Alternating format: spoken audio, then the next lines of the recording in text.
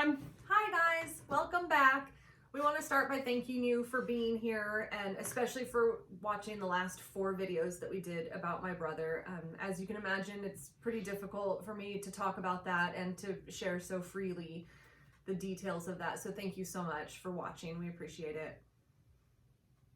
Yes, we do. Yes, we do.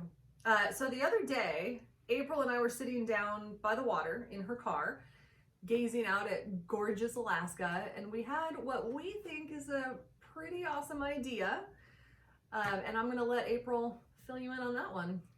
Well, we don't think it is. We know it is because it's our idea. So, just saying. We're super humble too. Yeah. So, what we were thinking was we want to have little segments in our videos where we feature prisoner letters. And this isn't just people who are currently incarcerated, but also people who have gotten out and kind of like the things they deal with, the things that they struggle with, their wins, you know, when they reach the goals that they want to reach, and they're working on changing things so that they don't ever go back into prison.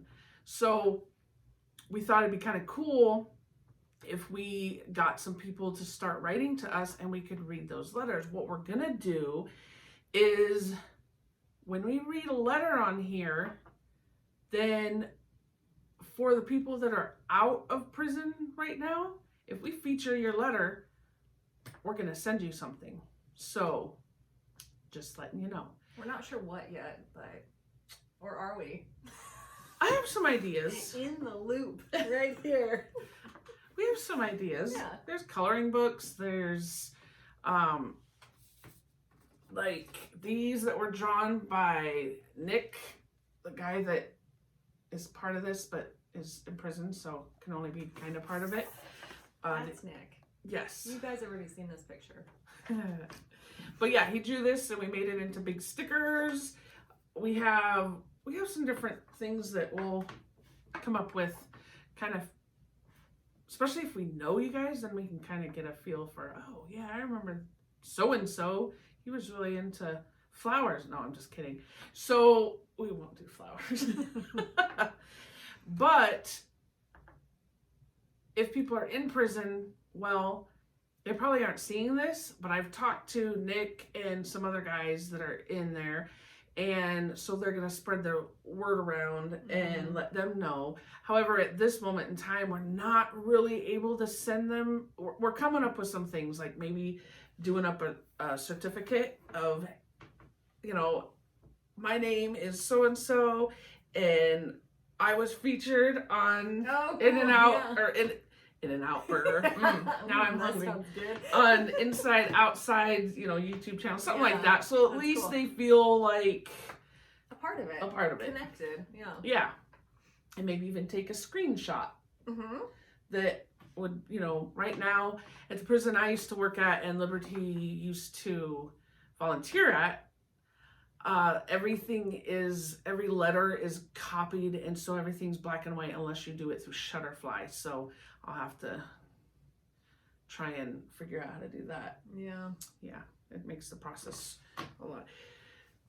a lot more fun to go through. But I was having a conversation today with Nick on the phone, and I was asking him about, hey, what could we send guys? And I, you know, would want to, you guys went to the effort of sharing this stuff, and he stopped me. He was like, April, I don't think you're gonna have to give anything to these guys. They will want to do this so that they can support what you guys are doing. And that stopped me because I was like, wow, we're talking about a prison, and we're not talking about some minimum security prison where they're in for, you know, littering on a sidewalk or whatever. We're talking about some violent crimes. Well, yeah, just a lot of different things.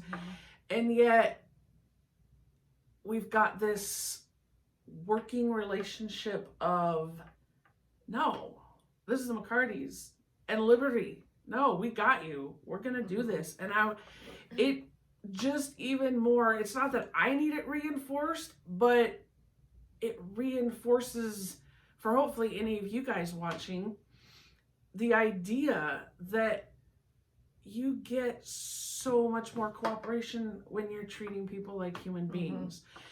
Because there's people who work at that prison that we used to go to, and they wear stab vests. They are always watching. They're just, there's a lot more fear there. And I'm telling you, it was super nice to be able to walk in there, walk into my mod, and feel like, okay, cool. Put my lunch here, set this here. They didn't touch anything on my desk. Actually, I got to where I could leave like a container. When we had a certain superintendent and a certain commissioner that was head of DOC, we were given permission to, hey, you can bring in different things to share with the guys. So I would bring in like different candies that I would find out that they really wished they could have, but they couldn't get from their commissary. And I would put a little cup of them on my desk. And they would come up and they would like take a couple, but they'd make sure they left some for it was just very respectful. And I never had to worry about my stuff missing. No, and you talking about bringing food in, the woman that I worked with the most when I volunteered there, the mental health counselor, she was kind of in charge of me when I would go in to volunteer. She was always bringing in food that she had made, like baked goods mainly. And one of my favorite memories is sitting around a table with all of these guys eating carrot cake and just laughing until there were tears running down our cheeks because I was trying to explain Instagram to them. You know, and most of them have never even used a cell phone. So trying to explain social media to them. But we were just, you know, eating carrot cake. And I mean, it was such a fun day. One of my best memories. It goes to show that human nature doesn't change just because people are prisoners or because people have committed a crime. I'm not saying that you can trust every single one. That's what we have to use our brains for, and you learn the different personalities and things like that. But a lot of them, I didn't have to worry about anything being messed with. Or, I mean, I had one day where they were making their version of, they called it, what was it? It was like fried rice, but they were going to make it spicy. And so they put sausage in there and all this stuff. I think I had that at one of the parties. Probably. Yeah. Well, they ended up, I was sitting at my desk and one of them comes up and is like, Miss McCarty, we're making this rice. Do you want some? And for years, it was, you did not take food from prisoners. You did not take anything from prisoners, because then you're crossing the line and then you're going to be friends with them and then you're not going to be able to do your job, which if you have kids, you know that's not true.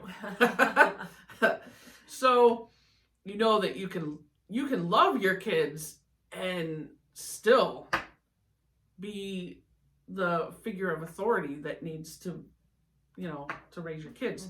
So anyway, I was like, well, yeah, but how spicy is it going to be? Because some of these guys, they love hot food.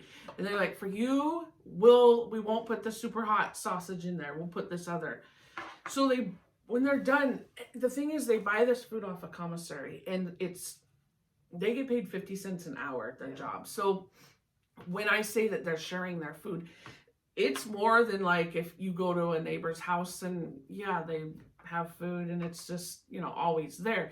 This is stuff that it's a big deal. It's what they use for like if they're playing card games, and their commissary is what's used for, it's like currency. Bartering. Yeah, it's a form of currency. Yeah. So they went ahead and it's this whole thing. They got everything out on the table. They're chopping up sausage. They're doing this. They're doing that. And then Guy walks over, here you go, McCarty. And I'm going to tell you right now, it was a little hotter than I'm used to, but I could tell that it wasn't smoking hot. You and I are huge pansies We when are. it comes to spicy We food. are. Yeah. There's hot Cheetos? Nope. Nope. Mild Taco Bell sauce? Nope. But it was just so cool because they're sharing their stuff. And it was so nice to not have to say no. Like, nope, I can't. Your food is below me or beneath me. Yeah. You know? And I have to tell you this story because this is where treating human beings gets you. So we had guys who would get their GED, and I would bring them in something, and a huge thing they love is not prison ice cream, because you can buy little cartons of like ice cream, but it's not Dryers, it's not Haagen-Dazs, it's not even, it's not as good. Yeah. So I would bring in a container of ice cream that would be like peanut butter and chocolate, or I'd ask them, you know, what's your flavors that you guys like. Well, one day I brought in a guy some peanut butter and chocolate, and then he comes up to me, he's like, hey McCarty, I can't eat peanut butter, so just whenever you get a chance, go ahead, just keep that one, which is cool because he could have traded it. He said, just keep this one, and you know, if you get a chance, bring another one. It's up to you. I did bring him another one. But in our office, for officers, we have this itty bitty little fridge. There's no, there's a teeny tiny freezer, but ice cream isn't going to fit in there. And it's not going to stay frozen. So I asked them, I said, what do you think would happen if I put my ice cream in your guys' freezer? Because they have a big old refrigerator. Yeah. Actually, I had 2 of them, and so big old freezers. They're like, nothing's going to happen to it, McCarty. But they were wondering if I was going to do it and actually trust them. So I reached into my desk, grabbed a paper bag out, wrote McCarty on it, and put my ice cream in there and rolled it up like they all do. And I stuck it in the freezer. It was really close to my week off. So I was gone for a whole week. Came back. Nobody touched my ice cream. And I will say once in a while, they'll take each other's ice cream. Somebody, you know, there's always that person that people know, oh man, it's probably this guy. Nobody touched my ice cream. I would bring in stuff and I like had my little section of the refrigerator or freezer, and they left it alone. That's amazing when it comes to outside food, because outside food is such a huge deal. Yeah. So. Well, and it's because they respect you. And that respect went both ways. Yeah. It was that human nature that if you can try and deny that it works, but it's not going to work if you try and tell me that, because I've seen it. Something I want to share with you guys was we have these cards. And this is one of the cards that was given to me when I left, and it says, I can't speak French. Au revoir. Au revoir. But the inside, pardon my French. Yeah, and the inside says that's French for oh crap, do you have to leave? Anyway, goodbye and good luck. And like almost every single guy in the mod signed it and wrote little things on it. And then there's a time when it was my birthday. Which was yesterday. Not when I left prison, though. No, but her birthday was yesterday. Actually, I can't find the birthday one. I've looked all. I put it somewhere safe because I really liked it. Yeah. They drew me a zombie because I love zombie stuff. So they drew me a zombie, and a bunch of them signed it and stuff. And then that was from the mod that I worked in, and then this is from the mod that my wife worked in. So you made it out. They said you made it out, and of course one of the guys drew that. But what's funny is they tried to get me. So there's this little pocket here. They tried to make a glitter bomb. Oh, is that what that yes. was? So what they're hoping, but they're not allowed to use tape. Oh. So they couldn't really set it up. But Oh. so what they're hoping was I would open it and all the it glitter would fall and out. the glitter would fall. Well, some of it got on me, so then I went around and proceeded to help it get on some of them too. But yeah, a bunch of them signed it, and it meant a lot to me, because just the fact that these guys are so cooperative and willing to listen. They'll listen to you way more and actually hear your words when you treat them like people, when you give them that respect, and when you give them trust. Trust is a huge thing that they do not get from most officers. And when they get that trust, it's like, wow, you're giving me a shot. And if they mess it up, I've had them come to me and be like, I am so sorry. I fucked up. And just, they're like, that'll never happen again. Of course, they're not all angels. I'm not saying that. I'm just saying, treat people like you want to be treated, like human nature. For the most part, you're going to get that back. Well, and the way I've always felt is that being a piece of shit human is not a trait reserved for inmates. It's everybody. I mean, we say that, yes, you have to be cautious with some of the prisoners. You have to be cautious with people out here too. Yep. It's the same thing. Just because these guys are in prison doesn't mean that they're going to manipulate you. And, you know, I mean, how many times have we all been harassed at a bar, or manipulated by a partner, or... Yeah. It's humans. It's humans. You have to be careful with some of them. That's the way it goes. Right. And you have to be smart and use your brain. Yes. You do that no matter where you go, because otherwise something is more likely to happen if you're not paying attention. But it just,